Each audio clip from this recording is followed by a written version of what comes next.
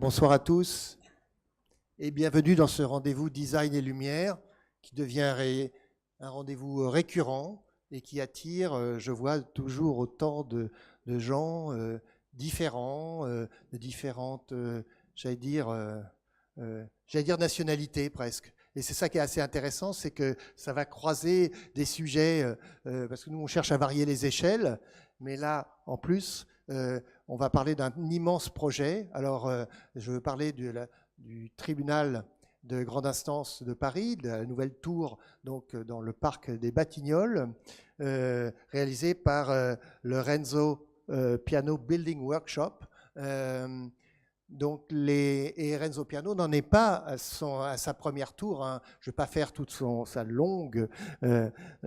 long CV sur cette question, mais depuis évidemment les tours de Sydney, on a vu la tour de New York pour le New York Times, qui est un landmark à New York. On a vu aussi plus récemment à Londres, et pas du tout à la City, mais en face, justement, comment une tour pouvait justement transformer des territoires un peu délaissés. Je veux parler de Shard of London, donc à Londres, dans ce nœud d'infrastructures et autres, des quartiers, en effet, qui n'étaient pas très valorisés à l'époque.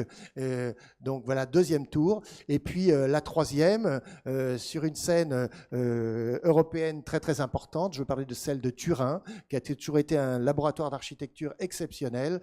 Eh bien, la tour pour l'Intesa et São Paulo, qui est la banque, eh bien là aussi une expérimentation sur le terme de la grande hauteur. Alors vous allez me dire, tout ça c'est des bâtiments de bureaux, ou voire de logements, voire une tour mixte comme à Londres, mais à Paris, et c'est là l'événement, c'est qui pouvait s'attendre un jour qu'un palais de justice intègre une tour. Donc c'est là l'objet de notre discussion de ce soir. On regarde la question de la lumière bien sûr, mais pas seulement, parce qu'on ne peut pas dissocier évidemment la question de la lumière de la question de l'architecture. Alors Renzo Piano, vous avez tous lu Le Monde il y a 2-3 jours, il racontait à quel point la lumière était importante. Il parlait évidemment de la lumière comme matière de l'architecture, la lumière naturelle, mais évidemment très vite, il va falloir prendre le relais de la lumière naturelle, et c'est là où nos amis ce soir vont nous parler justement de cette aventure, comment gérer cette question dans la complexité d'un projet de projet de socle et puis une tour de bureau, on pourrait le dire un peu comme ça, donc la partie publique et la partie, on pourrait dire presque privative, où seuls les magistrats opèrent, et puis cette relation à la ville, très très importante, parce que c'est une tour métropolitaine qui concerne autant Paris que Clichy, et c'est là sa situation exceptionnelle. Alors ce soir, nous avons deux invités, Bernard Platner, qui est on pourrait dire un partenaire historique, fait partie des partners, comme on dit au Renzo Piano Building Workshop, un partenaire de la première heure, et donc qui a porté ce projet dans le cadre d'un PPP. Nous en reparlerons, parce que ça aussi, ça donne le cadre à la fois juridique et aussi le cadre opérationnel d'un très grand projet. Et puis, Noël Créache de Houche, de Cosil Poits, donc, qui est une architecte éclairagiste, donc qui est spécialiste de la question, qui n'en est pas sa première collaboration avec l'agence Piano, et qui va nous parler en effet encore une fois de comment ils ont pu gérer cette question de la lumière à 160 mètres de haut. Voilà, on va commencer par écouter l'architecte qui va expliquer comment il a construit ce système de plateau, hein, avec ces blocs qui dégagent des terrasses ouvertes sur Paris assez exceptionnelles. Et puis, on vous écoutera, madame, ensuite sur justement comment vous êtes rentré et comment la salle des pas perdus est devenue un lieu urbain. Voilà. Bernard, c'est à toi. Merci beaucoup, Francis. Tu as déjà anticipé ou prononcé trois mots-clés qui caractérisent l'exercice de ce projet-là. Je pense que c'est l'urbanité, c'est la fonctionnalité, les plateaux, voilà. C'est une grande maison, et la lumière, la transparence. Donc ces trois éléments-là, effectivement, sont fondateurs dans un certain sens. Et le petit croquis qui est là affiché, le premier, là, c'est un croquis que Renzo a fait une fois, Et comme on me pose souvent la question, mais comment vous faites comme architecte avec un programme comme ça? Comment se déroule? Quelle est la méthode? Comment on arrive à créer ce bâtiment? Comment on arrive à inventer cette chose-là? Eh bien, ce petit croquis, on pourrait croire, voilà, ça c'est le geste génial. Alors évidemment, c'est pas comme ça que ça se passe. C'est beaucoup plus long. Et avant ce petit croquis, il y en a eu beaucoup d'autres, beaucoup d'essais, et de drôles de formes, et de drôles de volumes pour essayer de comprendre ce qu'on devait construire. Et ça, c'est plutôt un croquis de synthèse. Hein, c'est une synthèse qui montre qu'il y a beaucoup de surface, il y a beaucoup de plateaux, il y a 100 000 mètres carrés utiles. C'est un très grand bâtiment. Il y a beaucoup de fonctionnalités, il y a des circulations, il y a des magistrats qui sont quelque part, qui doivent aller ailleurs, dans leur salle d'audience, mais ils travaillent dans leur bureau. Au palais actuel, dans le palais actuel, ils ont 24 km au total. Et il leur faut un quart d'heure ou 20 minutes pour aller du bureau le plus éloigné à une salle d'audience. Eh bien, ce petit schéma, il montre des lignes verticales rouges et vertes qui sont des symboles pour une circulation verticale rapide. Et pourquoi rouge et vert et bleu? Parce qu'il y a beaucoup de populations différentes qui circulent dans un bâtiment de justice, dans un tribunal. Il y a bien sûr, il y a des visiteurs, il y a des curieux, il y a des gens qui vont écouter, il y a des prévenus qui sont plutôt anxieux parce que voilà, ils sont convoqués au tribunal. Il y a des gens qui cherchent à s'informer. Et il y a des magistrats qui n'ont pas envie de croiser les prévenus dans les couloirs, donc ils ont des circulations pour eux-mêmes. Il y a des prévenus qui sont déjà incarcérés, qui attendent leur jugement, qui prendront une autre circulation. Et donc, ces petites lignes verticales ici, c'est un peu une idée, une synthèse.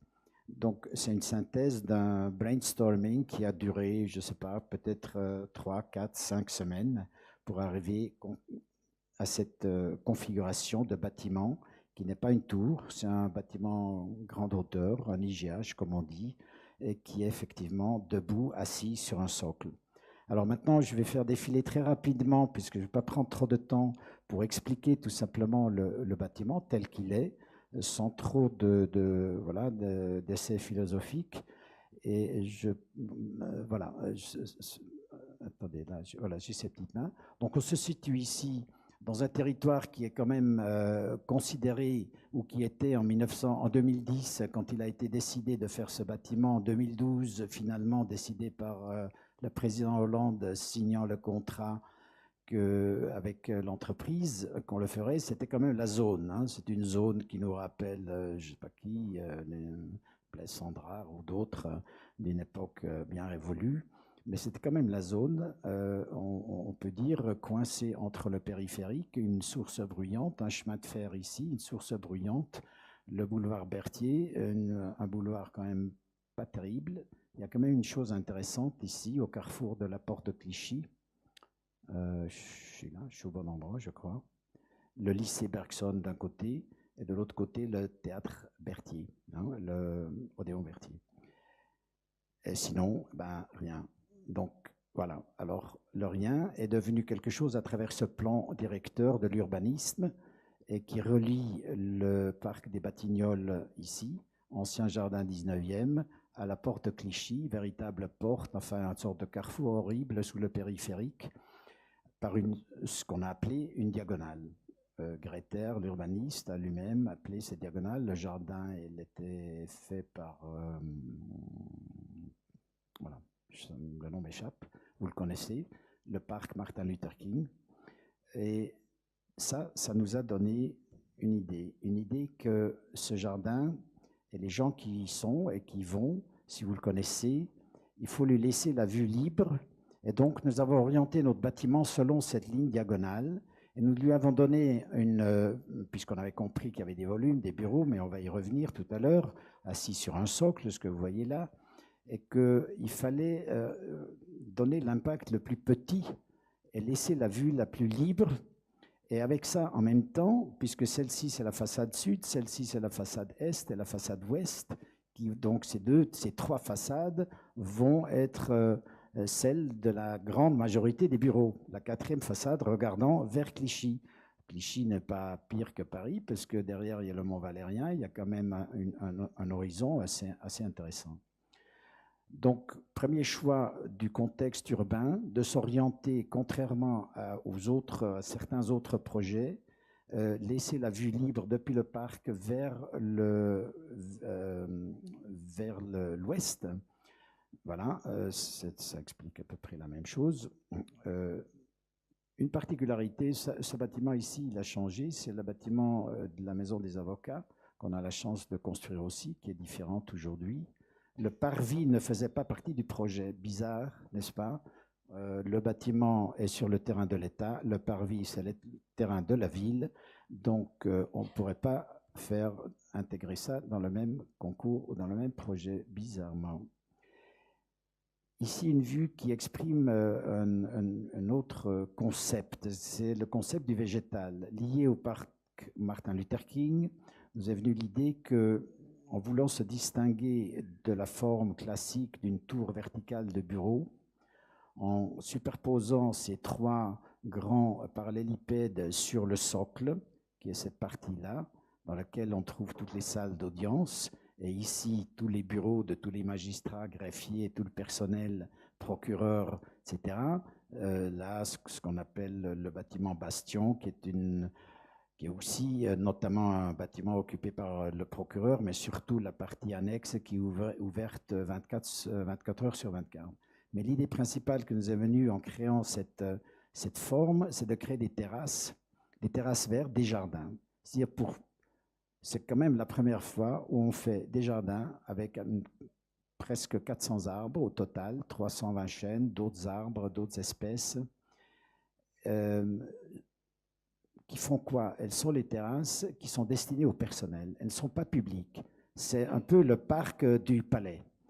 Alors, on les a décomposées et on a voulu introduire l'idée que sur un IGH, sur un bâtiment grande hauteur, on pouvait le rendre, lui donner des attributs et des qualités de vie, comme justement des jardins. Très rapidement, pour comprendre le plan, on est au rez-de-chaussée. Il s'agit d'un axe nord-sud qui traverse tout le bâtiment et de trois atriums. Un atrium au sud, un grand atrium central qu'on appelle communément la salle des pas perdus, et un deuxième atrium au nord. Ces atriums, ils servent à des circulations verticales et ils servent aussi à apporter de la lumière. La lumière naturelle du haut pour l'atrium central à travers le jardin, on y revient, ou à travers la façade qui s'ouvre sur le parvis étant celui de l'extérieur comme celui de l'intérieur, la salle des pas perdus au même niveau. En cela, on se distingue d'une manière très caractérisée de tous les modèles des palais de justice anciens qui sont évidemment, comme celui de la Cité, créés par le premier symbole qui est une grande colonnade et les marches que vous devez gravir pour bien vous faire comprendre que la justice est bien au-dessus de vous. Or, dans ce bâtiment, cette idée d'effacer ces symboles extrêmement oppressants et forts était une idée importante pour nous, d'ouvrir sur la ville visuellement en lumière et en vue, de donner l'idée d'une transparence, peut-être un peu naïf. La justice n'est pas si transparente que ça, mais quand on vous demande comme architecte, vous devez introduire une notion symbolique au bâtiment, vous cherchez un peu. C'est pas si facile que ça. D'ailleurs, quelquefois on me dit, mais quand je viens du périphérique, je regarde le bâtiment, on en parlera tout à l'heure, à quoi je reconnais qu'il s'agit d'un palais de justice ou d'un tribunal? Non, tu ne reconnais pas, c'est évident. C'est un bâtiment qui fait 160 mètres de haut, c'est pas lisible. Par contre, quand on y entre, peut-être que ce sera différent. Deux mots pour comprendre que l'architecte, il s'occupe aussi de construction. C'est pas que les aspects extérieurs, c'est quelque chose qui nous est à nous cher. On voit ici la construction de cette séparation entre les différents parallélipèdes superposés. On voit aussi qu'il y a trois tours l'une à côté de l'autre. Justement, rappelons ce petit schéma de Renzo Piano, les tours verticales, les éléments de circulation, il n'y en a pas une, il y en a deux, il y en a trois verticales qui relient ces différents. Alors vous imaginez que ça fait comme trois tours liées l'une à l'autre. Alors structurellement, c'est un petit peu compliqué puisqu'il y a une grande prise au vent. Chaque tour bouge par rapport à l'autre d'une manière un petit peu différente. Et autre chose aussi, la fondation. Vous voyez combien on descend profond dans le sol sur une quantité de piles et de pylônes, puisque le sol de ce chantier-là est un des très mauvais sols parisiens, enfin comme presque tous les sols à Paris d'ailleurs. Voilà, une vue globale, je passe assez rapidement. Ce qu'on voit ici, c'est déjà la première idée sur la façon de traiter la façade. La façade est, dans un certain sens, un miroir. Un miroir, mais qui a aussi sa transparence. Vous voyez que ce bâtiment, il se fond pratiquement dans le paysage coloré, puisqu'il reflète la ville. Et donc, vu qu'il est un bâtiment important dans le contexte de Paris, il a de prix et dans beaucoup de conditions visuelles, il se fond avec le ciel. Ça, c'est une image de synthèse qu'on a fait en 2012. Oui, 2012. Ça, c'est la réalité de 2018. C'est pratiquement identique. Donc là, c'est un jour de ciel clair. Vous avez un nuage léger et le bâtiment, eh bien, avec la blancheur, le niveau de reflet du vitrage, il se fond dans le ciel. Donc ça, c'est une façon de penser comment on intègre un bâtiment dans son contexte. Alors, il n'y a pas de contexte, puisque je disais tout à l'heure, c'est un désert, mais le contexte, c'est aussi le ciel. Alors, ça, c'est... là, je ne sais plus si c'est une image de synthèse ou si c'est... Ça, c'est une image de synthèse, voilà. Ça, c'est la vérité du chantier. Vous voyez, un soir brumeux, triste, parisien, le bâtiment, avec un tout petit peu de lumière, voilà, il rend dans son environnement. Pareil, par un beau ciel lumineux. Ici aussi le contexte, disons, végétal important, ça c'est le cimetière du 17e, et les différentes terrasses superposées. Voilà, très rapidement, ces plans des différentes terrasses. Évidemment, il a fait des études. Ce qui est important, c'est qu'on voit à cet endroit-là les hublots de la toiture au-dessus de chacun des atriums. Au sud, atrium central et l'atrium nord. On voit ici le restaurant du personnel, qui est un grand restaurant, 700 places, 2000 menus. Enfin, c'est une véritable machine. Une autre vue sur ces sources de lumière importantes qui nous donnent quelque chose de souvent assez amusant, on le verra tout à l'heure, une vue du jardin réservé aux magistrats, qui est dans un certain sens un peu le substitut de leur perte d'identité qu'ils craignent en quittant la cité millénaire où la justice a été exprimée pendant toujours. Il y a de la Sainte-Chapelle à côté, il y a le vieux Paris qui est tout près. Et alors de les expatrier en bordure, en quasi banlieue, évidemment, ces idées de jardin n'étaient pas seulement d'amener de la verdure dans un IGH, mais aussi de trouver une sorte de satisfaction, de compensation à cette perte d'urbanisme qui était, ou de vie urbaine qui caractérise la vie au cœur de Paris. Alors, un tout petit peu plus loin dans vu la surface quand même gigantesque, un essai d'utiliser des ingrédients nécessaires ou demandés, comme par exemple les panneaux photovoltaïques qui sont alignés ici, qui étaient un élément du programme, qui était obligé, c'est un élément de la ZAC, de fabriquer tant et tant de kilowattheures par an d'électricité photovoltaïque. Une des épines verticales circulation nous a permis, de ces 3 grandes plaques de façade qu'on voit schématiquement ici comme étant les éléments conceptuels, architecturaux de construction de ce bâtiment, et de le structurer donc à travers la verticale et les coupures horizontales, des tailles de guêpe,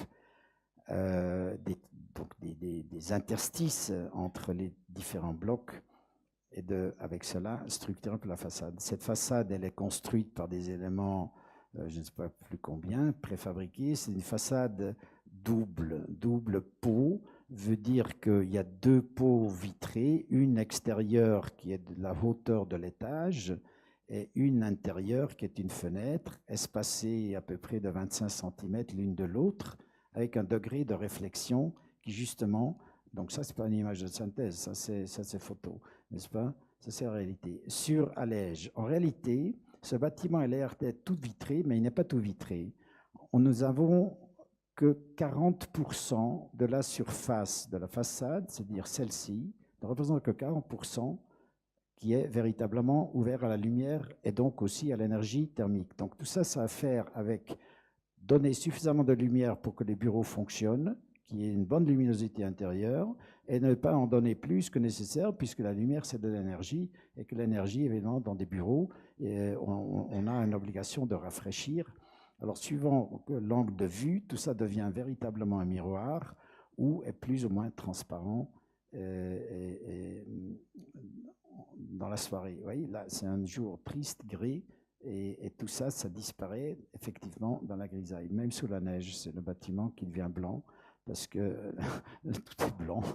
Donc, je crois que ce travail, c'est d'ailleurs une expérience du char, de la qualité du verre. Je peux parler longtemps sur les réflexions, les degrés, la technicité, mais c'est un long processus. Je veux dire, on n'a pas toujours réussi aussi bien maîtriser le vitrage.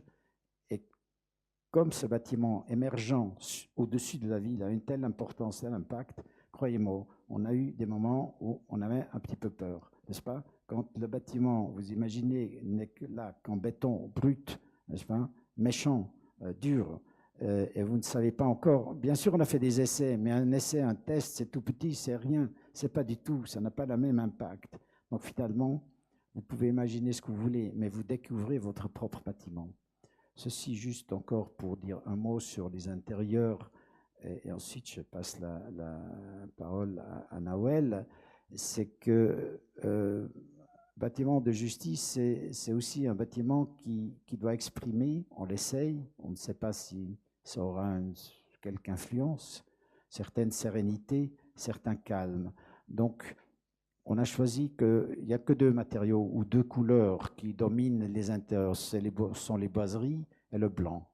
C'est-à-dire le sol est blanc, les pilastres sont blancs, le fond, les murs, le plâtre, tout ça c'est simplement peint en blanc, à tel point que certaines personnes nous ont dit non, c'est un petit peu froid, mais ça va se remplir de gens. Ce bâtiment qui doit recevoir 8 à 9 000 personnes par jour. Donc la couleur, elle viendra avec les gens qui sortiront, qui traverseront ce bâtiment. Voilà, une vue de l'intérieur vert à travers la façade sur le parvis de la salle des pas perdus, en direction au sud et nord vers les atriums pour expliquer le système de circulation verticale. Oui, ça ressemble à un shopping dans le sens où il y a des escalators, mais le programme nous explique tout le monde, jusqu'à aujourd'hui, ça va changer sans doute, est convoqué pour les audiences du matin à 9 h du matin et pour les audiences d'après-midi à 2 h de l'après-midi. Alors si tout le monde fait la queue et arrive, ils doivent être transportés rapidement sur les différents étages où se trouvent les différentes salles d'audience. La lumière, ça nous amène aussi à s'amuser ici et là, c'est-à-dire en été, au solstice d'été, à partir de juin jusqu'à septembre, on a à peu près cette image-là aux heures de midi, quand la lumière traverse les hublots du jardin. Ensuite, je laisserai Naël parler de la lumière artificielle. Ici, c'est lucioles lumineuses. Elles sont là pour donner évidemment de la lumière. Elles sont là aussi pour meubler le vide. Cet atrium, c'est un vide qui fait 28 mètres de haut, qui fait 20 000 mètres cubes. C'est une énorme cathédrale. Donc, toutes ces lignes qui pendent. Voilà, je reviens ici sur les hublots, quelques vues plus particulières. Sur la vue verticale, vue de dessous. Deux mots pour expliquer le schéma, pour que vous compreniez ensuite comment sont les salles d'audience. On est ici au niveau 2, qui est le premier étage véritable de salle d'audience, avec des très grandes salles ici pénales, qui ont aussi des box, 250 personnes peuvent y assister. et pour expliquer aussi, encore une fois, ces noyaux. Les circulations du public se trouvent à l'intérieur, parce que le public, il vient toujours de l'intérieur, c'est comme un auditorium, tandis que les magistrats, ils viennent par une circulation périphérique, qui est celle-là, et parce que eux, ils entrent à l'arrière du tribunal pour s'asseoir et surtout ne pas croiser les personnes qui sont dans la salle des pas perdus, dans les circulations. Et les prévenus, eux, ils viennent à travers des ascenseurs et des zones d'attente spécifiques directement là dans les box. Voilà, on a fait, ça date, ce sont des maquettes, des essais de quel pourrait être l'effet, de quelle est la thématique de la lumière la nuit. Ça, ce sont des essais de maquettes qu'on a fait d'ailleurs avec ce monsieur qui est assis là-bas, là, Stefano Marano en particulier. Juste pour donner encore une idée des salles d'audience et du principe de la lumière naturelle, il y a, comme je vous avais vu sur le plan, elle ne peut pas venir de beaucoup d'endroits, elle ne vient que de la façade, donc elle a très peu de place pour pénétrer dans la salle.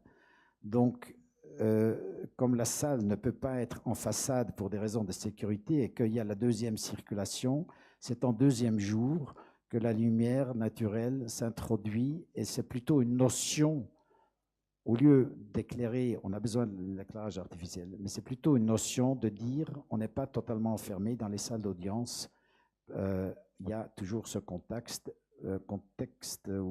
vers l'extérieur. Du restaurant, je ne sais pas trop, on en a déjà parlé.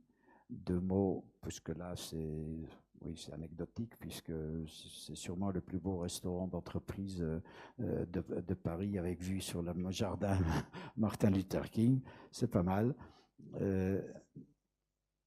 Ceci, une image juste pour expliquer que ces fenêtres vues de l'intérieur dont je parlais, c'est 40% de transparence sur la façade vue de l'intérieur, c'est beaucoup plus généreux, puisqu'il y a une partie d'allège qui est cachée dans la construction du sol.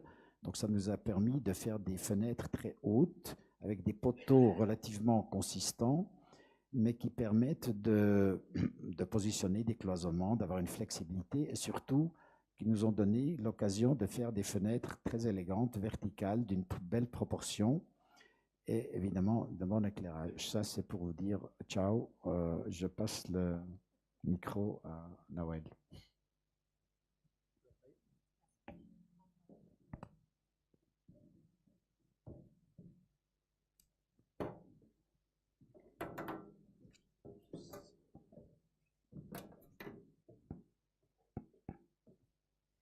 Alors, merci Bernard.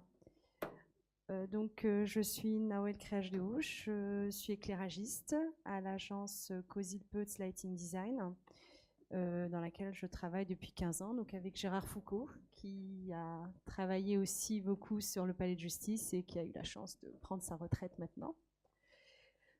Nous avons été contactés donc, par l'agence Piano en phase APD pour l'éclairage intérieur, principalement des espaces du socle. Donc, s'il s'agissait des salles d'audience, des circulations publiques, du restaurant, des bureaux qui sont dans le socle. Pour les terrasses, donc les 3 terrasses dont on a parlé précédemment, la bibliothèque, les bureaux spécifiques, donc l'un d'eux on l'a vu, donc du président et du procureur, et aussi pour la mise en lumière extérieure du bâtiment. Donc j'ai préparé un texte parce qu'il y a tellement de choses à dire sur l'éclairage du palais de justice. C'est un projet qui est assez énorme. Quand on arrive sur un projet de cette envergure, on se pose plein de questions sur la signification d'éclairer le palais de justice.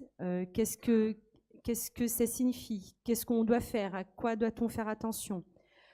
Donc si on commence d'abord par la mise en lumière extérieure, donc ça c'était une image qui avait été réalisée. Donc en fait, on a un bâtiment qui est assez imposant, qui a 2 lectures spécifiques. Donc on a la lecture du socle qui est en relation avec son parvis. Et on a l'IGH qui est au-dessus et qui, lui, dialogue avec la ville de Paris, avec le périphérique et qu'on voit de plus loin. Donc pour le socle, on a travaillé sur un effet de lanterne, c'est-à-dire que la lumière vient de l'intérieur vers l'extérieur, elle va venir diffuser une lumière assez douce sur le parvis. On met en valeur les boîtes des salles d'audience qui sont en bois, qui vont être après diffusées malheureusement pour des raisons de sécurité, c'est-à-dire qu'on a perdu la transparence pour des raisons de programme. Alors que le bâtiment IGH qui est au-dessus, qui a vocation à être vu de plus loin, là on a mis en valeur les panneaux photovoltaïques, les circulations verticales, les papillons des ascenseurs, les terrasses, pour montrer un petit peu la structure et puis dessiner un profil de cette tour. Alors donc là, pour la première partie, on va plus se baser sur des images de synthèse pour expliquer un petit peu le processus de conception. Donc pour l'éclairage extérieur, on s'est posé longtemps la question de la symbolique de la lumière dans le palais de justice. Elle a été primordiale dans le travail, comme pour le travail de l'architecte d'ailleurs. Que signifie éclairer le palais de justice de Paris? Comment on pourrait traduire par la lumière l'image de la justice?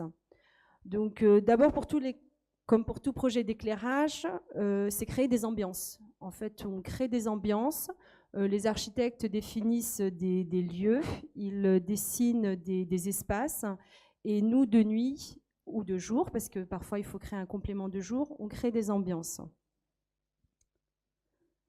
Donc là, on a des images des salles d'audience. Pour les ambiances, en fait, on s'est dit, au-delà des ambiances, qu'est-ce qui pourrait être spécifique au palais de justice? Comment représenter la justice? Donc, on s'est dit, la justice, c'est la rigueur, c'est par exemple la symétrie, c'est la sobriété, c'est la simplicité. Donc, la sobriété par les effets lumineux, la simplicité dans le choix des appareils. L'idée de l'éclairage n'est pas de voir l'appareil, mais d'avoir un environnement lumineux confortable.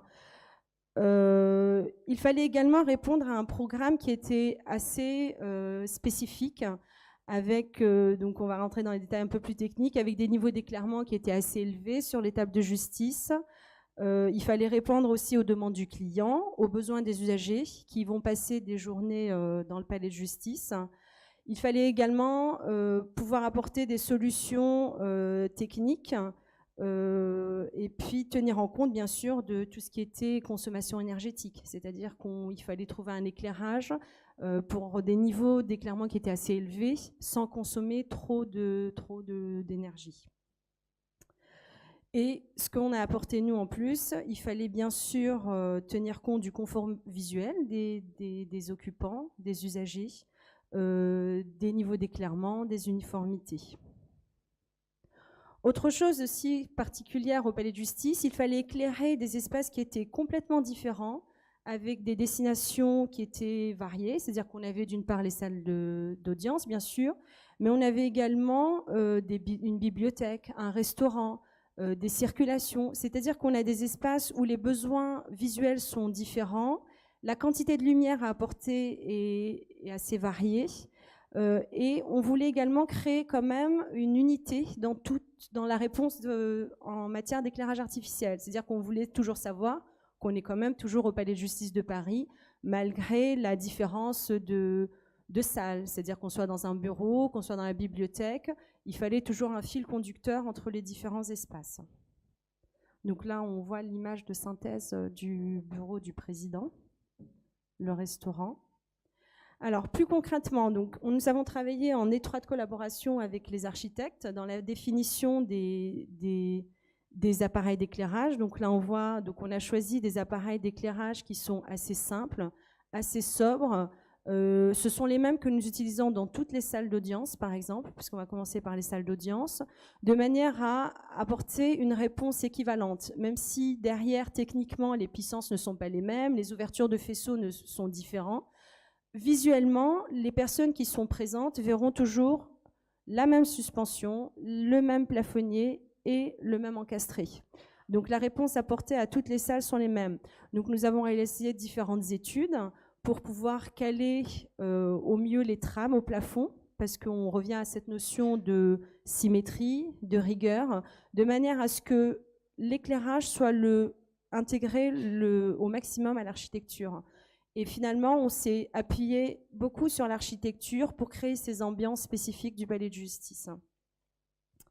Donc là, on voit par rapport au choix des appareils, nous avons pris des appareils qui ont un confort assez important. Donc si on parle de manière un peu plus technique, donc des bons UGR, c'est-à-dire que quand on regarde la lampe, on voit pas tout de suite l'appareil, on voit pas la source avec des cut-off importants.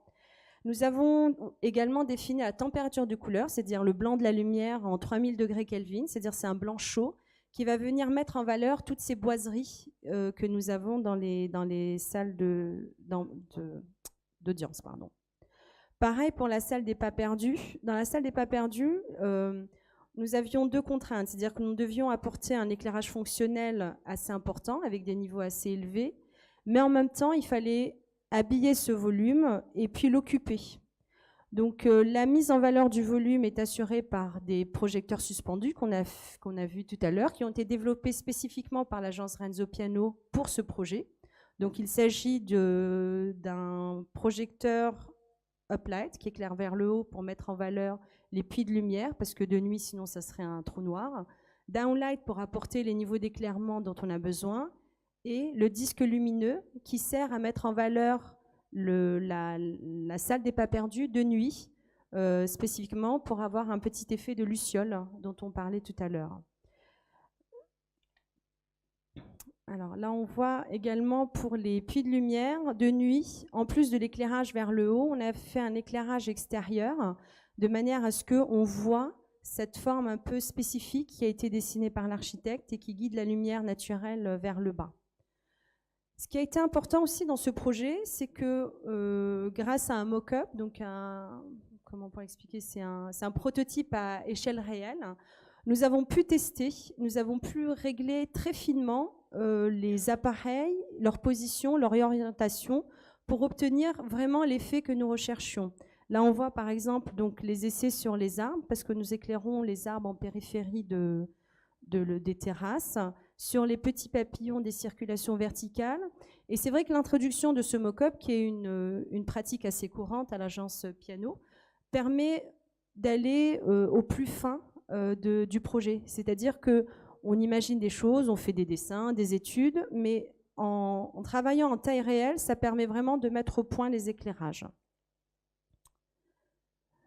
Un autre élément qui était important dans l'éclairage du bâtiment, c'était également la gestion de la lumière. C'est-à-dire qu'au-delà de la gestion par rapport à la lumière naturelle, la gradation dans les salles d'audience, lorsqu'on a besoin de faire des projections, de baisser l'intensité, parce qu'il y a, même si l'apport de lumière est en second jour, il y a quand même de la lumière naturelle qui arrive.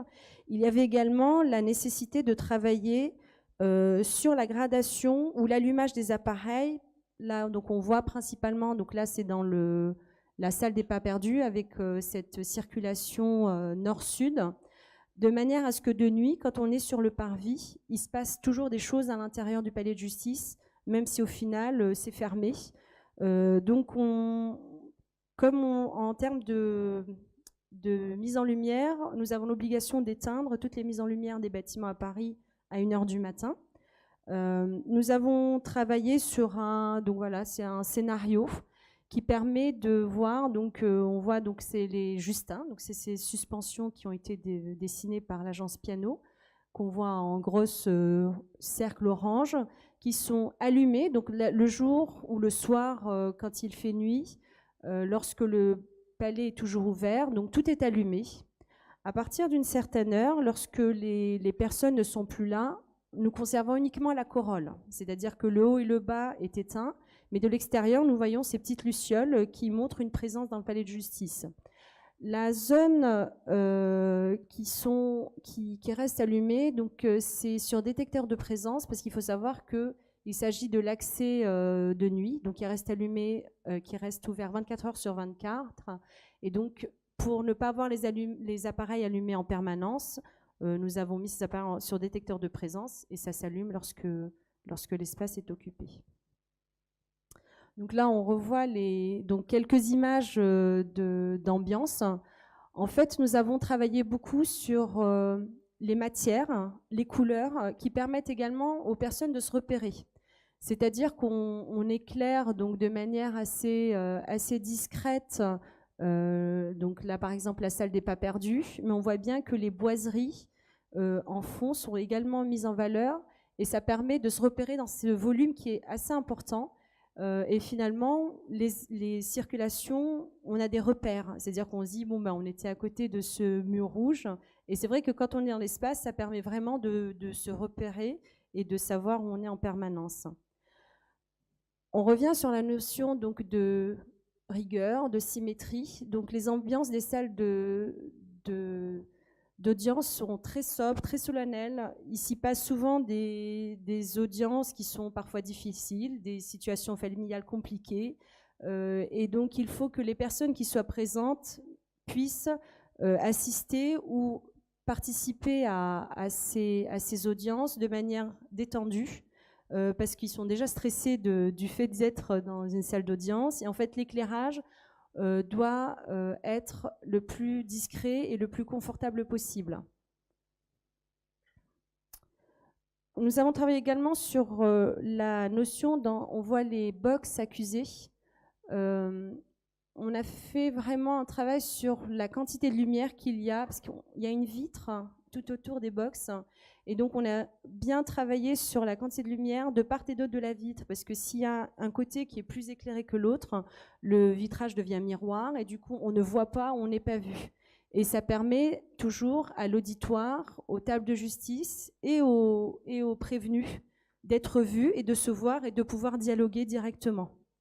Donc ça, c'est un des éléments auxquels nous avons fait attention. Nous éclairons également derrière les tables des juges pour adoucir les contrastes et pas avoir une lumière verticale qui vient créer des ombres portées qui durciraient les traits. Donc toujours le même principe, en fait. Les salles changent, les traitements changent de sol, de plafond, mais l'éclairage reste toujours très sobre et accompagne toujours l'architecture. Ici, nous sommes dans la salle avec la table goutte d'eau qui a été également développée par l'agence Piano. Pour ces salles-là, nous avons vraiment mis l'accent sur la table qui permet de dialoguer les différents parties, c'est-à-dire on a donc les deux parties et les juges, et ça permet de porter le focus sur ces personnes et qu'ils puissent se voir et puissent dialoguer de manière simple. Donc là, on revoit les tables. Nous avons conservé le même principe pour la salle des colloques, donc qui accueille des colloques des avocats. Hein. Et donc, on va finir par quelques images de nuit. Donc, on voit bien donc, ces petits puits de lumière qui diffusent une lumière dans le jardin. Alors, le jardin qui est quand même un espace assez important parce que ça permet aux avocats, aux procureurs qui travaillent dans cet espace d'avoir un contact avec l'extérieur, de se détendre après des journées qui sont parfois compliquées, des situations qui sont un peu difficiles. Les terrasses offrent une respiration et l'éclairage est doux et dirigé vers le sol. Nous avons laissé certaines zones sombres pour permettre de choisir si on a envie de se détendre, de musarder, de réfléchir. Donc là, c'est l'image réelle qui est très proche de l'image de synthèse au final du début du document.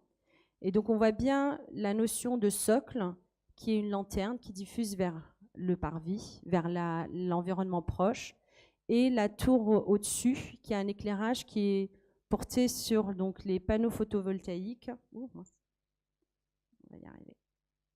Donc sur les panneaux photovoltaïques qui sont là, qui montre la hauteur du bâtiment et qui montre également sa silhouette. Donc c'est un éclairage qui est assez discret et qui permet également de montrer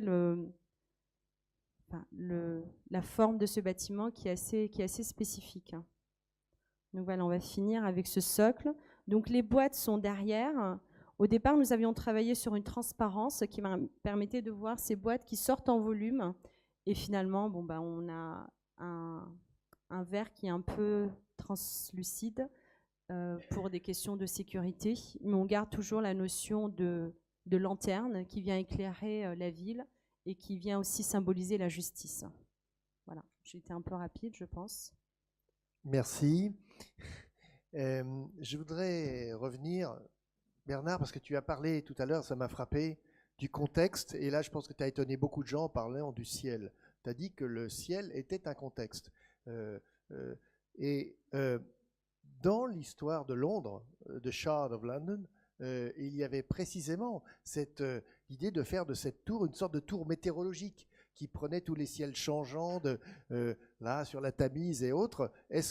Donc la question est que la tour de Paris, elle s'est inspirée de la tour de Londres, elle a profité de la technologie expérimentée sur les façades de la tour de Londres. Oui, évidemment. On travaille dans la continuité. On essaye d'enrichir un tout petit peu notre savoir et puis de prendre les bonnes choses qu'on a réussi à un endroit et puis de les transmettre et de continuer.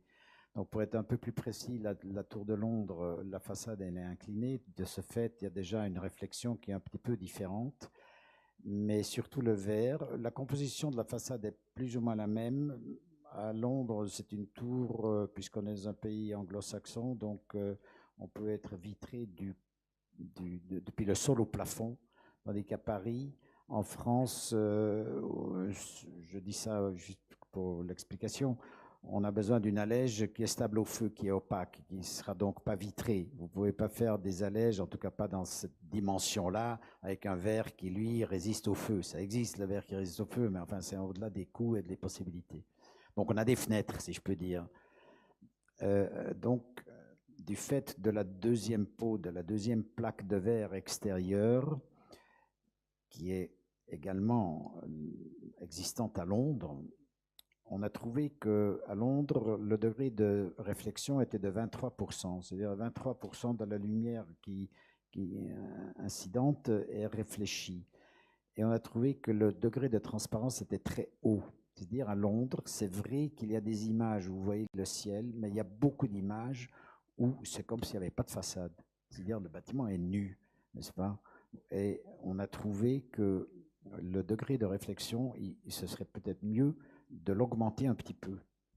Donc nous sommes passés à un degré de réflexion de 33%, avec un vitrage qui est un peu enfin pas compliqué, mais qui a une couche métallique, comme on fait tous les vitrages réfléchissants. Enfin, je pense que voilà, vous savez de quoi on parle. Mais ce qui est important, c'est qu'il ne soit pas coloré. C'est de l'argent. C'est-à-dire, c'est très neutre dans la couleur. Or que quand vous vous promenez à la Défense ou dans les majorités des bâtiments ou des villes à high-rise, enfin gratte-ciel, les verres sont également teintés. Ils sont réfléchissants, mais aussi teintés. Parce que la majorité de ces bâtiments, ils n'ont qu'une seule couche de verre, n'ont pas une façade double. Alors cette façade double, juste pour expliquer pourquoi, c'est une façade qui est ventilée, qui permet de faire à l'intérieur des deux verres, de placer un store. Avec le store, vous pouvez donc gérer l'impact thermique à travers la façade, d'où l'intérêt. Vous pouvez pas, c'est simple, on ne peut pas mettre de store extérieur sur une tour à 200 mètres d'altitude parce que voilà, ça ne tient pas. Ça tient pas, il y a le vent, etc. Et le store est protégé et enfermé dans cette cavité. Cette cavité, elle est légèrement ventilée, ce qui permet d'une gestion thermique. Et avec cela, on peut équilibrer. Et c'est pour ça que c'est important de savoir, mais quel est le pourcentage de verre et de façade que j'aurai et de surface opaque. Parce qu'à la face d'une alchimie entre les thermiciens, entre le gérant du HQE, comment ça s'appelle, haute qualité environnementale, quelque chose comme ça. Donc, coefficient à atteindre, un target, un but à atteindre de consommation d'énergie et de quantité de lumière que vous voulez donner et que vous devez donner. Et c'est pour ça que Nawel a bien précisé qu'on a travaillé avec des maquettes. On travaille, et c'est pas nous, nous le demandons, des fois on l'obtient, ici on l'a obtenu, on ne l'obtient pas toujours, de construire des vrais prototypes suffisamment grands. Et ce n'est pas un premier de série, c'est avant qu'on ait passé le marché d'entreprises détaillées. Parce que normalement, dans le courant, dans ce métier d'architecte, vous le savez peut-être, enfin, je pense qu'il y a des architectes ici, hein, vous avez un peu de chance quand on vous fait un premier de série. Oui, mais le premier de série, les carottes sont cuites, normalement. Enfin, c'est le dernier moment in extremis où on peut peut-être encore changer quelque chose. Mais changer une commande, une spécification de verre sur 50 000 m² de façade, ça s'élabore. Ça s'élabore avec des vrais prototypes. Et là, il faut dire que dans le cadre de ce partenariat public-privé, c'était pas tellement le partenaire privé qui avait eu l'idée, mais c'était l'État qui a écrit « Nous, on veut voir des prototypes entiers, on veut les voir dans la situation réelle, avec les bureaux, avec les salles d'audience, avec le vitrage, etc., etc. » Donc il y avait un cahier des charges extrêmement développé par le commanditaire qui finalement est l'État, n'est-ce pas? Le PPP, d'accord, c'est l'entreprise qui investit, gère, finance et tout ça, mais il est un porteur, il est un outil de l'État mais le client, c'est quand même l'État. Excusez-moi, je dérape là, on veut parler de lumière et de vitrage. Non, mais tout est lié quand même, et vous avez beaucoup insisté sur la question de la symbolique de la justice. Et donc, ça m'amène à poser une question. Est-ce que finalement, cette tour à Paris n'était pas finalement le plus grand défi pour l'agence que celle de comment incarner la justice dans un programme qui est quand même assez banalisé, c'est-à-dire une tour. C'est-à-dire que demain, on pourrait enlever le palais de justice et ça deviendrait une tour de bureau ou une tour de logement. Est-ce que, justement, ça n'a pas été un défi réel pour l'agence?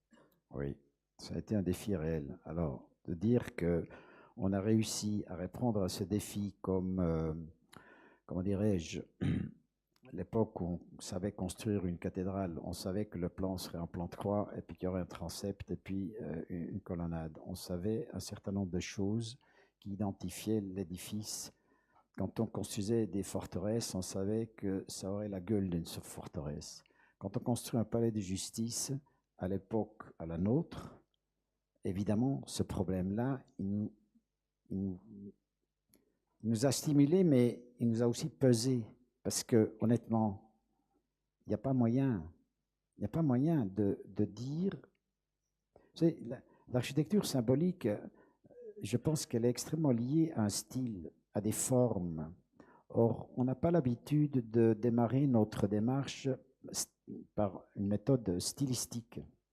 Donc, quand vous regardez les vieux palais des 19e et des précédents, ben voilà, le repère, il est fait en puisant dans de l'architecture classique.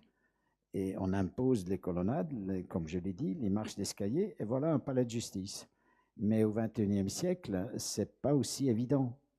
Donc la symbolique, elle, comme j'essayais de le dire, si jamais on peut utiliser que... On s'est accroché à des mots, mais c'est pas en faisant un bâtiment symbolique ou c'est pas en faisant de l'architecture que tu améliores la justice, évidemment. La justice, si on parle de transparence, on peut appeler ça un symbole, mais c'est à la limite naïf, n'est-ce pas? On va pas, parce qu'on fait un bâtiment où la luminosité est grande, la transparence est réelle, on donne de la lumière, mais on ne va pas nécessairement rendre plus transparente la justice.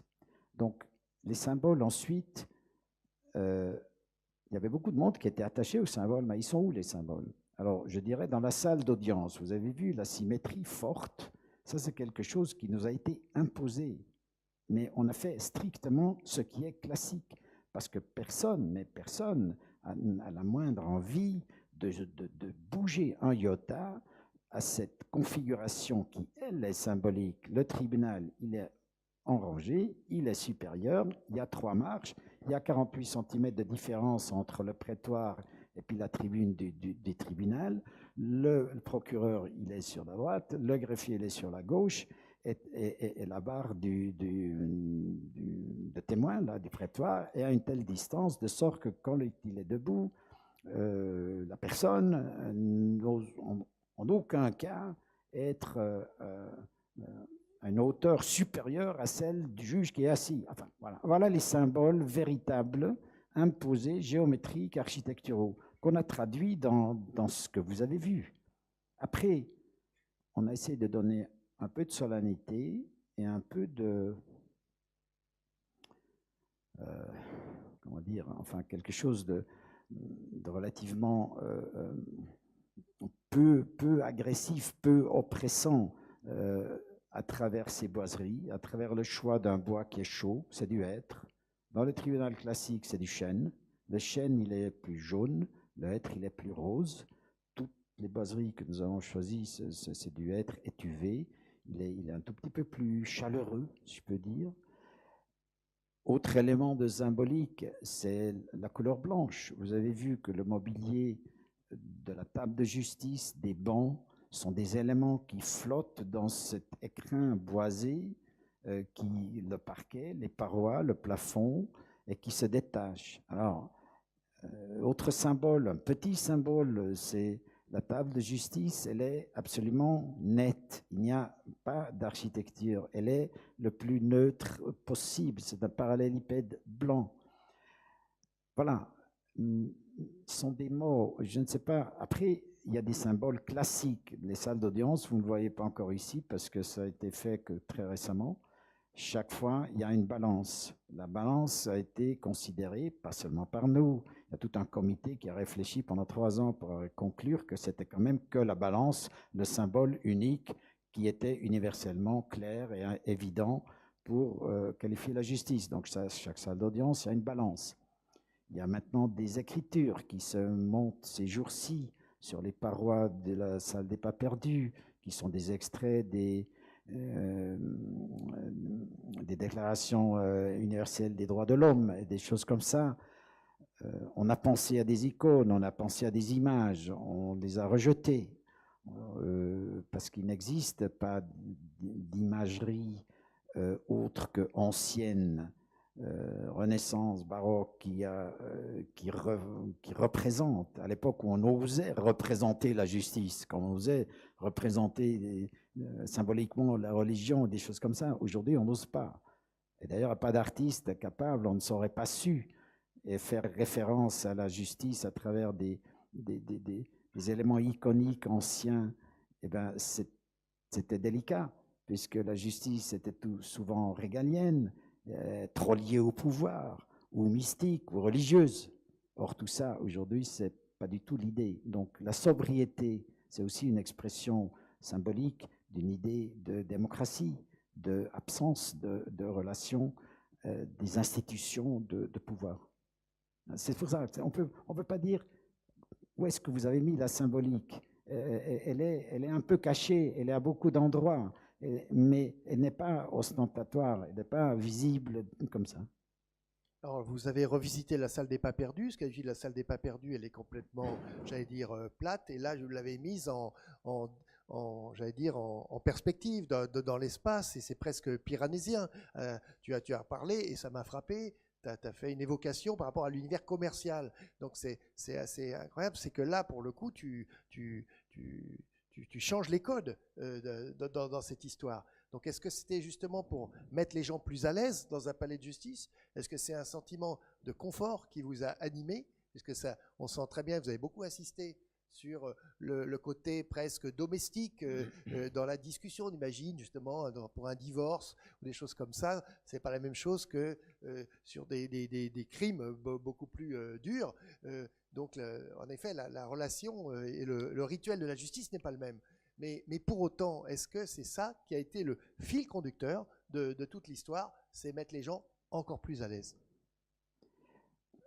Dès le début, on a trouvé qu'on devait faire un bâtiment d'une certaine simplicité dans son organisation géométrique pour différentes raisons. C'est que quand vous construisez des choses simples, orthogonales, c'est plus facile, ça coûte moins cher que quand vous faites des choses courbes et compliquées. Voilà. Et dans un PPP, le coût, c'est quand même relativement important. Hein. Donc ça, c'est la base. Après, quand vous regardez des bâtiments, souvent des bâtiments typiques du 19e, je ne sais pas, quoi, des grands bâtiments de la poste ou des hôpitaux, des écoles ou des choses comme ça, elles sont très souvent construits sur un schéma organisationnel extrêmement simple, clair. Arcade, rue principale, rue secondaire, c'est ce qu'on a fait. On a fait une rue principale nord-sud, 3 places, une grande au milieu, une petite au sud, une petite au nord, de sorte que on se repère dans ce volume. C'est-à-dire, on doit avoir 7000 panneaux de signalétique dans ce bâtiment aujourd'hui. On a je ne sais pas combien de panneaux dits directionnels pour vous guider de là où vous êtes pour aller à quelque part où vous devez aller. C'est terrible, n'est-ce pas? Si vous êtes obligé de suivre que la signalétique pour atteindre votre but, c'est que vous avez raté quelque chose. Donc mon idée était dès le début, il faut que la clarté intérieure volumétrique soit telle que, où que vous soyez, vous êtes peut-être perdu, mais seulement un tout petit moment. Après, vous retrouvez l'artère, la rue principale, et vous retrouvez la place. Et du coup, vous savez de où vous êtes venu et où vous retournez. Voilà, donc c'est ça. C'est quelque chose qui, pour ne pas être trop pyrénéen, parce que chez Piranesi, c'est un peu plus compliqué. Et pas tellement, voilà. Donc on est plus simple. On a peut-être des escaliers, mais ils sont lisibles. Lisibilité de l'espace et aussi donner sérénité à la personne qui ne panique pas dans les couloirs parce qu'elle se perd. Allez au palais de justice, essayez de trouver le P4, P12, le lieu de détention des flagrants délits et ce genre de choses. Essayez même de trouver l'accueil. Vous montez les escaliers, passez la place de Mai, montez les escaliers, vous entrez par la porte et ensuite vous suivez des flèches. Éventuellement, vous trouvez une flèche accueil. Alors vous tournez à droite, après vous tournez à gauche, après il y a une drôle de rampe pour handicapés qui doit faire 20 mètres. Ensuite, vous pensez que peut-être à droite, il y a la salle des pas perdus, et vous la trouvez. Et dans cette salle des pas perdus, qui est imposante, qui a une voûte, qui donne accès aux grandes salles d'audience, ou voilà, imposante, hein, parce que c'est dur, tout ça. Et là, il y a une petite bicoque. Voilà, ça, c'est l'accueil du palais de justice, cité. Mais chez nous, tout le rez-de-chaussée sont des accueils. Il y a un accueil central, il y a des accueils plus petits, il y a toutes sortes d'accueils, etc. Donc il y a toute une notion qui a changé. Alors, elle est où la symbolique? Elle est partout un petit peu. Alors, je voudrais rajouter, en fait, en ce qui concerne l'éclairage, il faut savoir que la plupart des gens qui viennent au palais de justice viennent pour la première fois assister à une audience, assister à, comme vous parliez, du divorce. Et finalement, ils se retrouvent, alors je parle du socle bien sûr, mais ils se retrouvent dans ce grand espace avec d'innombrables salles d'audience sur différents niveaux. Et finalement, il y a le stress de l'audience, il y a le stress de se perdre, d'être à l'heure. Et donc, on a pensé qu'il ne fallait pas non plus avoir une lumière qui était trop forte, qui était éblouissante, parce qu'on va chercher des yeux où on doit aller. Il ne faudrait pas que la lumière vienne en contradiction avec l'architecture, parce que le travail qui est très très fort de l'agence Piano, c'est vraiment de simplifier les parcours, d'avoir une lisibilité quand on est soit en bas, soit aux différents niveaux, d'avoir une visibilité de tout l'espace. On arrive, comme disait Bernard, à être perdu pas trop longtemps parce qu'on repère l'escalier mécanique, on repère le mur rouge, on repère l'accueil qui est en partie centrale de l'atrium, du grand atrium. Et donc la lumière était vraiment là pour être la plus distraite, la plus confortable possible, de manière à ce qu'on voit l'espace, le volume, et qu'on soit dans une bonne condition pour affronter parfois des situations qui ne sont pas toujours faciles. Alors vous avez bien dit que le bâtiment, il s'éteignait à 1h du matin, parce que c'est la règle pour tous les bâtiments, mais justement, comment arriver à transformer retourner le paradoxe d'un bâtiment qui devient muet? Est-ce que précisément avec des petites touches de lumière, est-ce que vous êtes allé, vous avez expliqué que certaines lumières restaient, mais est-ce que vous avez imaginé un projet j'allais dire très pointilliste, un peu à la Seurat, où la lumière serait quand même un peu là pour juste guider le métropolitain? Alors en fait, on l'a fait justement en éclairant uniquement les panneaux photovoltaïques et uniquement un peu le squelette des circulations. Donc on retrouve les verticales qui avaient été dessinées au début. Et l'idée, c'était pas d'éclairer comme on voit à la Défense, ces grandes surfaces de bureaux qui sont allumées en permanence avec un environnement qui est complètement désert, mais d'avoir quelque chose d'un peu plus fin et d'un peu plus sobre. L'éclairage des panneaux photovoltaïques dont parle Nawel, c'est une loupiote de 1 watt LED.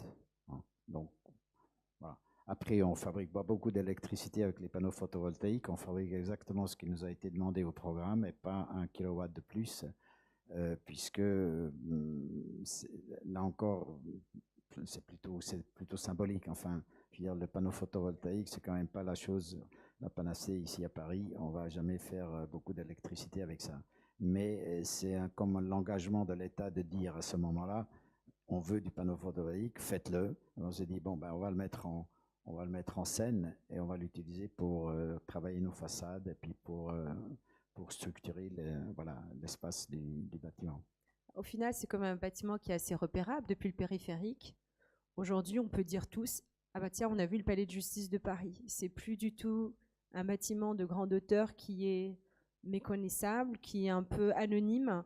On a réussi quand même à donner une image qui est très forte, même si discrète, avec ces éléments qui constituent l'architecture.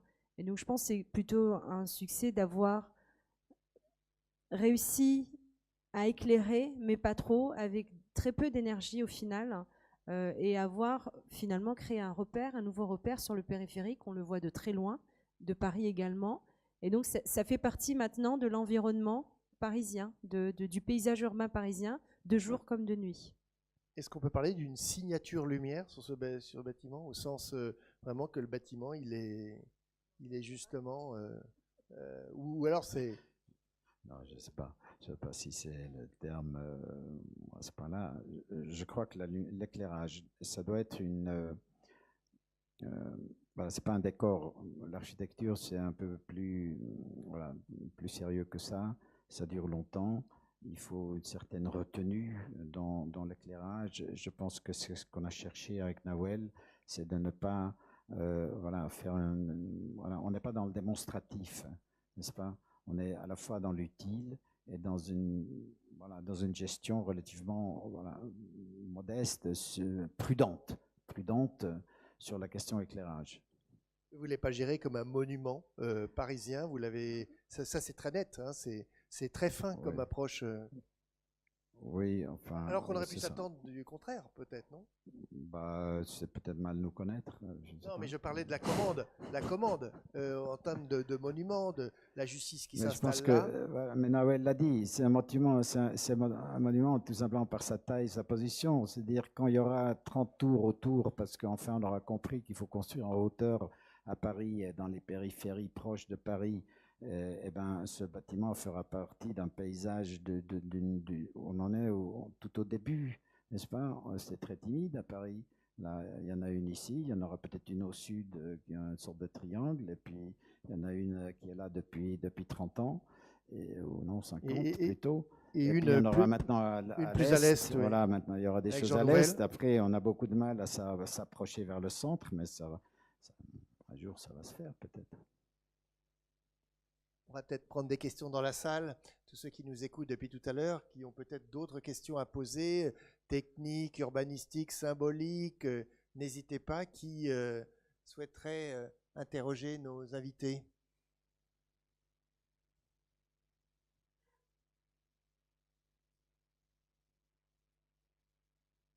Non. Mais... Madame, non? Aurait-il tout dit? Bonsoir. Emmanuel Gagnez. J'avais une question vraiment pratico-pratique. Quelle a été la phase de gestation du plan d'éclairage et le rythme de la collaboration? Enfin, à quel stade de l'architecture vous êtes intervenu? Vous avez été mandaté? Alors, on a été mandaté en phase APD.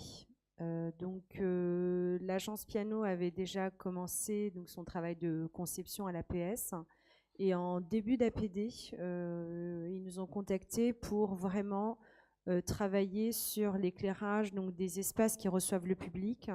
Donc finalement, on a fini par faire tout le socle. Et puis sur les lieux un peu spécifiques, c'est-à-dire ce que j'ai dit tout à l'heure, le restaurant, la cafétéria, la bibliothèque. L'éclairage des bureaux, l'éclairage un peu plus fonctionnel, des zones de sécurité a été fait par CETEC. Nous sommes également intervenus sur l'éclairage des circulations dans le bastion, où il y a les cellules. Mais on est intervenu assez tôt dans le processus. Donc c'est pour ça que ça nous a permis d'arriver à une intégration aussi poussée de la lumière, parce qu'au final, on a travaillé en collaboration avec les équipes de piano pour les calpinages des plafonds, les calpinages de boiseries, et ça a donné un projet où tout était réglé. Enfin, vraiment, on s'appelait pour dire, bon, bah là, pour avoir les niveaux d'éclairement, parce qu'il faut savoir qu'il y a une grosse différence de lumière entre l'auditoire, qui est là pour assister à l'audience, et les tables de justice où ils doivent lire, travailler. Et au final, quand on a fait les études d'éclairement, les implantations, nous avons pu vraiment collaborer pour les dimensions des panneaux, car nous avions besoin par exemple, d'une trame plus serrée dans une salle, parce qu'on a des hauteurs qui sont quand même assez importantes dans certaines salles. Et donc, le fait d'intervenir assez tôt nous a permis de vraiment aller au plus profond des choses. Je trouve que c'est très important, enfin pour ceux qui sont de ce métier, de bien comprendre qu'il ne s'agit pas que de positionner des spots dans le plafond. Dans la salle sur la table de justice, le programme demandait, si je ne me trompe pas, 600 lux, ce qui est excessif en réalité, ce qui est pas du tout dans les standards de bureau, où on est plutôt à 350-400 lux, et qui nous a un tout petit peu surpris. Mais comme tu dis, après, évidemment, ces 600 lux, on ne va pas les étaler sur toute la partie de la salle. Donc il y a une sorte de pic à un endroit plus spécifique. Avec ce que Nawel a expliqué, que le juge, la pire des choses pour lui, c'était d'être ébloui. Donc, à la fois, il y a cette balance entre la puissance qui a été demandée, qui est peut-être justifiée, et l'ambiance qu'on veut garder claire, mais quand même sereine, n'est-ce pas? Donc, et là, il faut chercher les appareils, puisque, d'accord, il y a un marché, mais on est dans un contexte, et ça, il faut le rappeler, le partenariat public-privé, c'est une chose relativement corsetée. Une fois que vous avez gagné le concours, il ne s'agit plus de trop changer les choses, puisque tout changement, voilà, ça crée des problèmes à certains. En tout cas, donc, ensuite, on a des ambitions sur l'aspect, mais ben, tous les spots ne donnent pas avec la même taille, les mêmes performances. Donc, c'est tout ce jeu-là. Vous avez besoin de quelqu'un très attentif. Et dans le cursus ou dans le fonctionnement classique du bureau d'études et des mandats qui se font comme ça, eh ben, c'est pas dedans, ça. C'est pas dedans. Donc, c'est ça l'éclairagiste et le dialogue qu'on a pu avoir avec elle, de reprendre et de retrouver et de harmoniser, puisque un fournisseur et l'autre fournisseur, vous savez, il y a ne serait-ce que de dire que les spots sont blancs, vous pouvez toujours donner un RAL, mais si ce n'est pas du même fournisseur, ce ne sera pas le même blanc. Donc, tout ça, c'est un exercice un tout petit peu fastidieux, compliqué, mais plutôt intéressant pour arriver à bien balancer ces éclairages. Ça a l'air de rien. Vous regardez les images, vous dites, oui, qu'est-ce qu'ils ont fait? C'est normal. Non, ce n'est pas du tout ça. C'est relativement long pour trouver l'équilibre. Après, encore une fois, il y a toujours une sorte de couperet budgétaire qui est derrière vous et dit ah non, ça ne va pas, ça ne va pas, ça ne va pas. C'est toujours un peu une bagarre. Enfin, vous devez le savoir, j'ai l'impression qu'il y a des gens qui connaissent ça. Alors justement, le couperet budgétaire vous a-t-il empêché, par exemple, d'imaginer une lampe on se souvient du travail sur le Lingotto à Turin, où précisément, à l'agence, vous avez créé une pièce spéciale adaptée à la transformation du Lingotto. Est-ce que là, la commande exceptionnelle d'un palais de justice sous forme de tour ne vous a pas donné envie de faire une lampe spéciale TGI? Ils en ont fait une, le Justin. On l'appelle Justin, oui, parce que c'est un nom comme ça qui passe par la tête à un moment pour donner un nom à un objet. Et c'est cette lampe qui meuble le vide de cet énorme espace de la salle des pas perdus, comme Nawel l'a bien décrite, dont on a fait des maquettes, des essais, etc. On a eu le privilège de travailler avec cette entreprise italienne Guzzini, avec qui on a déjà fait le Lingotto et depuis des années, mais c'est pas toujours eux, mais enfin voilà. Mais pour revenir, est-ce que le couperet il faut quand même être honnête. J'ai l'impression, écoutez, c'est difficile à savoir, mais j'ai l'impression que sur un certain nombre de choses, ce PPP, avec ce partenaire-là, nous a aidés. C'est-à-dire que quelquefois, ça a été très difficile, et quelquefois, ils ont compris qu'il fallait mettre et nous laisser faire. Il faut convaincre, il faut savoir ce qu'on veut, et il faut à convaincre que finalement, ce n'est pas à perte, c'est-à-dire que ça ne se compte pas seulement en euros, et qu'il faut faire un petit effort. Et tout à coup, le partenaire, il est très content du résultat, lui aussi, n'est-ce pas? Mais c'est pour lui plus difficile à imaginer qu'il faut inventer. Pourquoi il faut inventer une lampe? Mais écoute, il y a plein de lampes dans les catalogues, alors vas-y, prends la belle lampe du catalogue, ça suffit. Non, on veut inventer quelque chose de plus particulier. On a pu le faire. Il y a aussi porté à leur bénéfice, après j'ai plein de choses négatives si tu veux, mais des bonnes choses, c'est par exemple, et ça a à voir avec le confort, nous avons proposé que les bureaux fassent 3 mètres de haut du plancher au plafond. Le programme demandait 2,70 m, 30 cm de moins. Nous avons dit à l'APS, au concours, on veut 3 mètres. Pourquoi? Parce qu'on a cette expérience des bureaux qu'on a fait ailleurs à des gens qui ont compris que la hauteur était une qualité sur le travail, sur les gens qui bossent dedans, sur la lumière, sur la ventilation et plein de choses. Nous sommes arrivés à la fin à 2,85 m, qui est une bonne hauteur. C'est un cadeau de Bouygues. C'est un cadeau du promoteur au contrat, parce qu'on demandait 2,70 m. Quand tu cumules ça sur 40 étages, ça coûte de l'argent, ça fait 2 étages ou 1,5 étage de façade. Et on a fait les terrasses, ce n'était pas au programme, les arbres, les terrasses, c'est une invention du projet. Et Bouygues a joué le jeu. On a planté un IGH sur un bâtiment ressemblant du public, ce sont 2 législations complètement différentes en matière de législation de construction. Ça n'existe pas dans les schémas. On a fait ça et on avait 4 mois pour convaincre, parce qu'entre le début de l'appel d'offres et le premier rendu en novembre, il y avait 4 mois, dont le mois d'août, comme d'habitude. Donc, il fallait, avec convaincre Bouygues, qui ont dit, vous, là, dangereux, ils consultent tout de suite plein d'avocats spécialisés qui lui disent, mais impossible. Et ensuite, il faut leur dire, mais si, ce serait génial, et parce que c'est comme ça qu'on raccourcit les distances. Il faut aller voir la commission de sécurité, qui est plus ou moins disponible, parce qu'elle n'en est pas encore dans la phase de permis de construire. Et il faut prendre un risque, parce que ça aurait pu mal tourner. Ça aurait pu mal tourner, tout simplement qu'on n'arrive pas à obtenir les dérogations nécessaires, parce que ça entraînait un certain nombre de dérogations. Bouygues a joué le jeu. Et on a gagné la partie avec ça. Donc, il ne faut pas diaboliser l'entreprise générale, mais il faut savoir la manœuvrer, quoi. Quand même, il faut savoir se battre. Voilà. Ouais, je suis désolé, j'avais une deuxième question, à nouveau assez technique. La conception, j'imagine, de l'éclairage a dû se faire 3 ans avant l'installation, quelque chose comme ça. Et en ce moment, 3 ans dans le monde de l'éclairage, c'est un millénaire.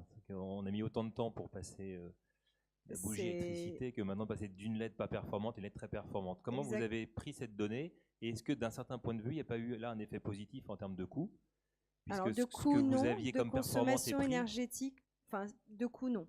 En réalité, ça n'a pas changé les coûts, ça a principalement changé les consommations énergétiques. C'est-à-dire qu'aujourd'hui, on arrive à sortir un même flux avec des puissances plus faibles dans les LED. Également la maîtrise de la LED, c'est-à-dire que la maîtrise des optiques des appareils, la maîtrise des flux, la maîtrise des distributions photométriques. Donc il y a eu une évolution assez importante entre le moment effectivement où nous avions fait le projet et le moment où les appareils ont été achetés et posés, ce qui nous a obligés à refaire beaucoup d'études, parce qu'au final, les appareils que nous avions prescrits n'existaient plus. Donc il a refallu faire l'exercice de trouver, parce que l'un des principes était que dans une même salle, tous les appareils encastrés avaient le même diamètre, quelle que soit la puissance, quelle que soit la distribution photométrique. Et donc il fallait refaire l'exercice de retrouver l'appareil qui fait le thé, le lait, le café, le sucre, tout ça. Et donc, ça a demandé un ajustement des études, mais c'était un travail qui était toujours intéressant, et puis surtout pour le bien du projet, parce qu'en termes de consommation, au projet, je crois qu'on nous avait imposé 10 watts par mètre carré dans les salles d'audience, et on est descendu à 6 ou 7 watts par mètre carré finalement réalisé.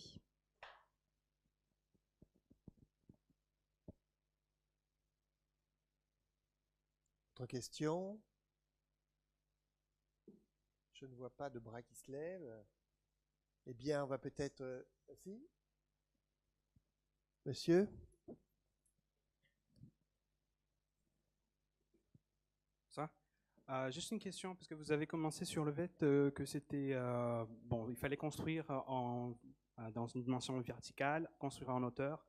C'était des exigences bon, dès le départ du projet. Et souvent, j'ai l'impression que des bâtiments en hauteur, en verre, ils renvoient souvent à des espaces privés, à des bâtiments, à gros buildings de business, et ce qui pourrait, pour des gens qui ont tendance à voir le palais de justice dans sa forme stéréotypée, ça pourrait faire en effet un peu de choc comment l'espace public, qui a un visage très particulier à Paris, qui a tout l'image du passé, enfin toute sa symbolique antique, on va dire ça comme ça, et classique. Vous avez fait le choix de construire une symbolique qui rejetait justement cet emprunt direct des symboles classiques. Et ce que j'ai trouvé intéressant, je voulais juste savoir ce que vous en pensez là-dessus, c'est le fait d'intégrer à travers le jardin, la forêt, le jardin Martin Luther King dans le bâtiment, et vraiment de l'inscrire dans ses environs, parce que comme vous avez souligné, c'était effectivement un espace périphérique. On est à Clichy, on n'est pas à Paris. On est entre le centre, Paris Petite Ceinture, et le monde en dehors de la banlieue. Est-ce que ça a joué un rôle symbolique justement de se dire, de ne pas créer une île de justice avec un gros bâtiment qui surplombe ce qui est autour, mais d'essayer dans la mesure du possible de le faire participer de son alentour en se disant que c'était un enjeu symbolique important, subtil, mais qui faisait partie de l'élaboration du bâtiment. La question là, il est sur la continuité. Oui. Hein. Oui. Dans le premier projet, on avait mal compris quelque chose. On avait, disons, cet élément du jardin, du parc Martin Luther King et de la verdure me semblait vraiment important. Il est aussi à la mode. Hein. Je veux dire, tout le monde a maintenant compris qu'on pourrait faire. Simplement, nous, on a voulu montrer qu'on pourrait aussi mettre quasiment une forêt sur des bâtiments et des vrais arbres et des vrais jardins. Ce n'est pas juste une petite peau. Mais nous avions dans le premier projet une passerelle qui franchissait le boulevard Berthier, qui passait à côté du théâtre Odéon Berthier, et qui rejoignait justement cette toiture du toit du socle, en pensant que ce serait un jardin pour tous. Ensuite, donc ça c'était le premier rendu, et ensuite on nous a expliqué que ce ne serait pas ça, parce qu'il était impensable. Déjà c'est un miracle que ces terrasses ouvertes aient été acceptées par la magistrature, puisque pour certains, c'est un lieu d'atterrissage de gangsters qui descendent avec des hélicoptères. C'est des places d'hélicoptères, c'est un risque d'incendie, c'est le risque de la forêt qui va brûler. Enfin, vous ne pouvez pas imaginer les paranoïas de risque que les gens peuvent s'inventer pour se protéger eux-mêmes, pour pouvoir dire « mais moi je l'ai toujours dit qu'il ne fallait pas, etc. » Donc nous, on avait lancé une passerelle pour dire que ce jardin se poursuit jusque sur le bâtiment. Après, on nous a dit non, ce n'est pas possible. Le public n'aura accès que dans ce qu'on appelle la salle des pas perdus, les salles d'audience. Les jardins, il faudra les privatiser. Donc on a dû faire ce choix de dire il n'y a pas la place pour un parc du palais public sur cet édifice. Et on s'est converti à l'idée que c'est une bonne chose qu'il soit à la disposition des magistrats et des gens qui exercent ce métier un tout petit peu difficile. Voilà, ça pour cette liaison du jardin et de la verdure et la continuité entre la ville et le bâti. Je ne sais pas si j'ai entièrement répondu, mais c'était à peu près dans ce sens-là. Moi, j'ai eu le sentiment, pour avoir visité cette terrasse, ça permet aussi aux magistrats qui ont un peu de difficulté à quitter Paris, de leur ramener Paris sur la terrasse, parce qu'on a une vue qui est assez imprenable. Alors de cette terrasse, c'est encore plus des terrasses, plus on monte. Et c'est vrai qu'on a Paris à nos pieds, et c'est une vue qui est assez fantastique. Hein. Bernard a parlé tout à l'heure de compensation. Oui, oui, ça pourrait les réconcilier un petit peu, parce qu'ils ont quand même Montmartre devant les yeux. Après, finalement, c'est peut-être too much, mais de votre bureau, c'est quand même des bureaux qui sont quand même pas mal. Avant, ils avaient la Seine. Oui, certains, pas tous. Il y en avait qui n'avaient rien du tout, et il y en avait qui n'avaient même pas de bureau. Et c'est une des raisons pourquoi on nous a expliqué que c'était utile de faire un nouveau palais de justice, parce qu'il y avait des gens qui n'avaient simplement pas de place dans le palais actuel. Voilà, je vous invite tous à aller visiter ce palais avec notamment cette notion publique de la ville qui rentre à l'intérieur, parce que c'est vraiment un sentiment réel, c'est pas uniquement une image d'architecte, ni même un rêve, c'est une réalité, c'est très spatial, c'est très convivial, et donc allez voir ce palais de justice en lumière, et la nuit, en effet, c'est tout à fait fin et intéressant, comme on l'a dit. On va se quitter sur cette discussion. On va remercier Nawel et Bernard Platner chaleureusement. Et puis, moi, je vous invite lundi soir prochain, si vous voulez, aux prochains entretiens de Chaillot avec l'ESCO, une équipe belge qui pratique beaucoup la participation pour faire émerger du projet. Voilà, c'est lundi soir à 19h à la plateforme. À très bientôt. Merci à tous. Merci.